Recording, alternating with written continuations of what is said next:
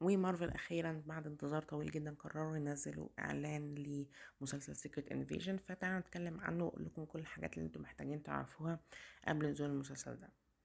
ويبقى لنا فترة هنا متكلمناش عن مارفل على القناة ولا عن أفلامهم ولا عن مسلسلاتهم، بس أخيرا نزلوا إعلان ومعلومات كتيرة جدا عن مسلسل سيكريت انفيجن، غير الحاجات اللي نازلة الفترة الجاية الكتيرة جدا. فدي أكتر حاجة أنا متحمسة لها. بس النهاردة هنتكلم عن إعلان سيكريت انفيجن، هعمل له تحليل، هكلمكم عن القصة وممكن تكون رايحة فين بالظبط بكل التفاصيل اللي احنا هنتكلم عنها، الحاجات اللي بيلمحوا لها والحاجات دي كلها هتكلم عنها هنا بشكل كبير، وهقول لكم كل الحاجات اللي انتم محتاجين تعرفوها قبل المسلسل. 20 يونيو على منصة ديزني بلس. فقبل ما نبتدي متنسوش تعملوا لايك وتشتركوا في القناة وتفعلوا الجرس، عشان زي ما قلت لكم الفترة الجاية هيكون في كلام عن مارفل بشكل كبير عشان الحاجات الكتيرة اللي نازلة لهم الفترة الجاية. واكتبوا لي ايه اللي حابيني اتكلم عنه الفترة الجاية برضو، متنسوش تعملوا لايك وتشتركوا في القناة، ويلا نبتدي في التحليل بتاعنا. قصة المسلسل ده بتكون مأخوذة من ايفنت حصل في كوميكس مارفل لفترة طويلة، يعني منزل منه كذا نسخة وقعد كده فترة. كان ايفنت كبير المفروض كده زي انفينيتي وور وسيكريت وورز. بس في الكوميكس كان بيتكلم عن طبعا فصيلة الفضائيين السكرولز اللي غزوا الأرض غزو سري بقوتهم ان هم يقدروا يتشكلوا على شكل اي حد موجود عندنا هنا على كوكب الارض، او اي كائن فضائي عامة ممكن ان هم يظهروا بشكله. وطبعا كل ده اتعمل عشان يقدروا ان هم يلاقوا كوكب ليهم يعيشوا عليه بعد ما كوكبهم اتدمر من حربهم مع الكريم. دي كانت قصة الكوميكس بتاعتنا هنا، ونفس الحاجات هتحصل معانا في المسلسل. الفضائيين او الفصيلة دي اللي جت عندنا على كوكب الارض من فيلم كابتن مارفل اللي نزل في 2019، ابتدوا ان هم من حلفاء لكوكب الارض، من فصيلة طيبة جدا. حصل لهم مشاكل كتير وحاجات سيئة وحروب على كوكبهم، لان هم هيضطروا يستغلوا الكوكب اللي قعدوا عليه ده، ويبتدوا ان هم حكومات وياخدوا مناصب في الحكومة، رؤساء بقى، اي حاجه من الحاجات دي، ويتشكلوا بيهم ويقدروا ان هم ياخدوا مكانهم. حتى في الكوميكس كانوا بياخدوا اماكن ابطال كتيره جدا زي كابتن امريكا، زي سبايدر وومن. ناس كتيره من الكوميكس تم اخذ مكانهم من السكرولز. لكن هل هنا هياخدوا برضو ابطال من عندنا وياخدوا مكانهم؟ الموضوع ده مش هيحصل كتير، بسبب طبعا احنا عندنا ابطال متعلقين بقصص كتيرة تانية كانت بتحصل، فالموضوع مش هيتخذوه بالشكل ده. لكن اعتقد ان هما في شخصيات كتير من الشخصيات الجانبية اللي كنا بنشوفها على مدار الاحداث كلها هي اللي هتطلع كده. وهتكلم برضو عن مين انا شاكك. ومن اهم السكورز اللي موجودين معانا في المسلسل ده، معانا اول واحد هو تالوس، وده اللي كان ظهر في مسلسل في فيلم كابتن مارفل، واللي كان الاساسي في الفيلم ده. والفترة دي كلها كانت علاقته بنيك فيوري كويسة جدا وبقى أصدقاء، وكمان ساعده إن هو ياخد مكانه في أحداث فيلم سبايدر مان فار فروم هوم. وأعتقد كمان إنه من قبل كده كان واخد مكانه. هتكلم برضو عن الموضوع ده بعدين. آم، هو يعتبر بيمثل الكويسين منهم، او اللي مش عايزين يعملوا اذى او مش عايزين يعملوا خطر على كوكب الارض. برضو بنته جيا اللي بتلعب دورها ايميليا كلارك هي بنته، وكانت ظهرت كده بسرعة في فيلم كابتن مارفل، لكن هنا هيكون ليها دور كبير جدا. وعندنا جرافيك، وده برضو احد السكولز اللي احنا بنشوفه هنا في اللقطة دي، وبياخد كده شكل معين بياخدوه كلهم السكرولز اللي حواليه في اللقطة برضو اللي احنا بنشوفها دي. وده بيخليني اعتقد ان هو هيكون الصورة الأساسية أو الصورة اللي هيظهروا بيها بشكل شرير. يعني ممكن ده يكون هوية شريرة بيظهر بيها كذا حد عشان يعملوا حاجة في الخطط بتاعتهم. وبنشوف ده برضو على مرور الإعلان، بنشوف مثلا مهمات من اللي هما كانوا عايزين يعملوها، زي الانفجار اللي عملوه في مدينة موسكو ده اللي احنا بنشوفه هنا. محاولة اغتيالهم للرئيس الأمريكي، اللي هو زي ما أنا عملت نظرية عنه في تحليل الإعلان الأولاني. وحاجات تانية كده هيحاولوا يعملوها على مدار الأحداث بتاعتنا عشان يوصلوا اللي هم عايزينه. شوف برضو على مدار الإعلان ده والإعلان الأولاني أماكن كتيرة في روسيا، زي ما قلت لكم عملوا انفجار في موسكو مثلا. بنشوف المكان ده اللي مكتوب عليه باللغة الروسية، وأماكن كتيرة زي كده بتكون موجودة على مدار التريلر. وهنا برضو في الإعلان الجديد ده بنشوف مكان كده زي مفاعل نووي بيكون موجود، والشخصيات بتكون موجودة فيه برضو. طبعا تم التصريح ان اصلا الكائنات دي بتستحمل الاشعاعات النووية، فاعتقد ان هنا هياخدوا الاماكن دي اللي وتكون ما فيهاش بشر على كوكب الارض، عشان بسبب الاشاعات اللي فيها بتأذي البشر طبعا، فهيستخدموها ان هم يعملوا الخطط بتاعتهم. بنشوف فيهم جيا معرفش بتعمل ايه هناك، وانا عندي احساس ان هي هتبقى شريرة في نهاية المسلسل، لان احنا كمان بنشوف ابوها بيكون اتأذى جامد في احد اللقطات هنا، واحنا عارفين ان هم لما بيتأذوا بيتحولوا من الفورم اللي هم متنكرين بيها لشكلهم الحقيقي. فاعتقد انه ممكن يموت في المسلسل ده، وتلوم نيك على الموضوع ده، وتنقل بقى مع الجماعة الاشرار من السكرولز عشان تنتقم للي حصل لابوها. بنشوف الشخصية دي اللي ظهرت برضو في الإعلان الأولاني، وكانت شخصية غامضة جدا مش عارفين هي مين.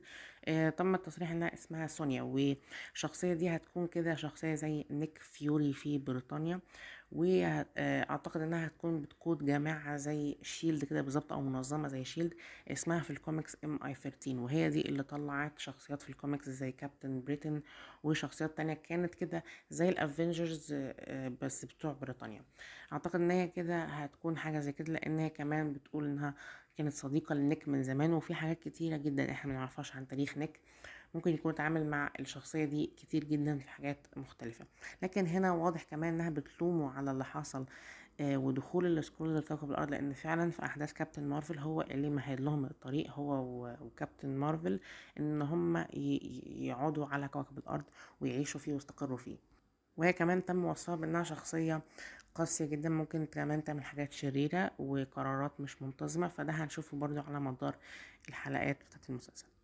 بنشوف حاجات كتيرة جدا مختلفة على مدار الإعلان ده والإعلان الأولاني، منهم إن هنا نيك هو والشخصية دي بيزوروا أحد المقابر بتاعته. احنا عارفين إن هو نيك عنده عادة إن هو يزيف موته على مدار الأفلام بتاعتنا، ودي حاجة حصلت أهم أو أكتر مرة حصلت كان في فيلم كابتن أمريكا ذا وينتر سولدر. في نهاية الفيلم ده، أو مش في نهايته، هو كان في نص الفيلم زيف وفاته، وفضل كده على الحال ده لحد دلوقتي تقريبا.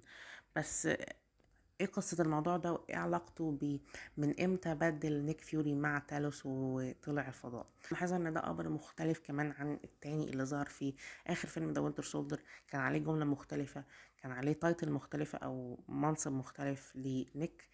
فاعتقد ان في حاجات كتيرة تبين ان ده الموضوع ده حصل كذا مرة، بس اللي انا شايفه اكتر حاجة تبين ان نيك اتبدل مع تالوس بعد فيلم ذا وينتر سولدر، زي في موته لاول مرة في الفترة دي، او ممكن يكون زي في موته بعد نهاية الفيلم ده وبعد نهاية أحداثه.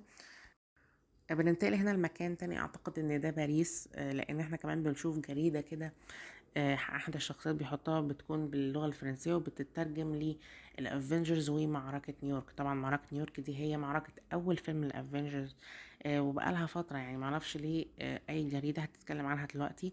فالنظرية اللي عندي إن ده ممكن يكون فلاش باك، او هنرجع كده بالزمن نشوف حاجة عن تاريخ نيك، او حاجة حصلت خلف الكواليس في حرب نيويورك دي، هتكون مهمة جدا في التفاصيل اللي عندنا، وهتكشف حاجات كتيرة. اعتقد ان الطريقة ممكن يكون بيها المسلسل ده مختلف جدا، ان هو يروينا احداث حصلت وشفناها في العالم السينمائي بشكل كبير، لكن نكتشف ان كان وراها حد متنكر كسكرول، او حد ما كانش هويته اللي بيظهرها لنا، ودي حاجة حلوة جدا، وانا متحمس لها جدا في المسلسل ده. بنشوف هنا رودي وور ماشين، والممثلين اتكلموا عن ان الشخصية اختلفت دلوقتي في المسلسل ده، وبسبب ان هو اترفع عن منصبه بقى بيتخذ قرارات مختلفة جدا، في منها الحلو وفي منها الوحش طبعا. وكل ما حد بيرتفع عن منصبه بيبقى له علاقة بالحكومة اكتر، بيكون بيعمل حاجات ممكن يكون مش موافق عليها، لكن كما تشوف ان الموضوع خطير جدا لدرجة ان هو كمان بيبعت مسدس للشخصية دي. والشخصية دي اللي انا ملاحظهاش في اول تحليل الاعلان الاولاني، لكن لما اتفرجت عليه تاني لاحظتها، وهي اتكلموا ان الشخصية دي هي مرات نيك فيوري، اول مرة برضو تظهر لنا، وما كناش نعرف اصلا ان نيك فيوري متجوز. هيكشف برضو المسلسل ده حاجات كتير عن شخصية نيك فيوري الغامضة اللي احنا بقالنا كتير جدا منعرفش عنها حاجة. بشوف هنا اللقطة دي الجهاز كده بيحاولوا ان هم يبنوه. الجهاز ده ممكن يكون بيعمل حاجات كتيرة جدا، لكن اعتقد ان النظرية اللي ان كلنا اتفقنا عليها على النت، ان هم بيحاولوا يبنوا الجهاز ده عشان يعملوا حاجة اسمها السوبر سكرولز، ودول من الكوميكس هم سكرولز، لكن عندهم القدرة ان هم كمان يقلدوا القوى الخارقة بتاعت الحد اللي هم بيتنكروا فيه. يعني مثلا لو احنا عندنا مستر فانتاستيك مثلا، هيقدر السكرول ده ان هو ينقل شكله وطاقته كمان ان هو يتمدد زيه. فدي حاجات كمان حصلت في الكوميكس، فممكن ان هم يكونوا بيحاولوا يعملوا حاجة زي كده عشان يقدروا يعملوا غزو بقى كامل لكل الشخصيات الموجودة معانا. وده اللي بنشوفه كمان في اخر لقطة في الاعلان، ان الجرافيك ده بقى عنده طاقة ان هو يمدد دراعه.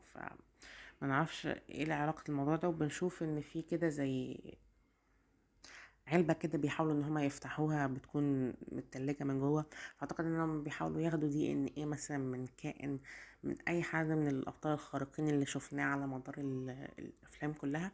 ودي نظرية صراحة انا شايفها مش وحشة خالص، لان ده هيتحقق في نهاية المسلسل زي ما شفنا في اللقطة دي.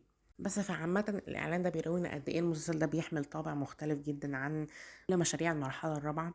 وده أكتر حاجة أنا متحمس لها ليه. يعني أعتقد إن المسلسل ده هو أقرب حاجة لتون كابتن أمريكا ذا وينتر سولدر وسيفل وور.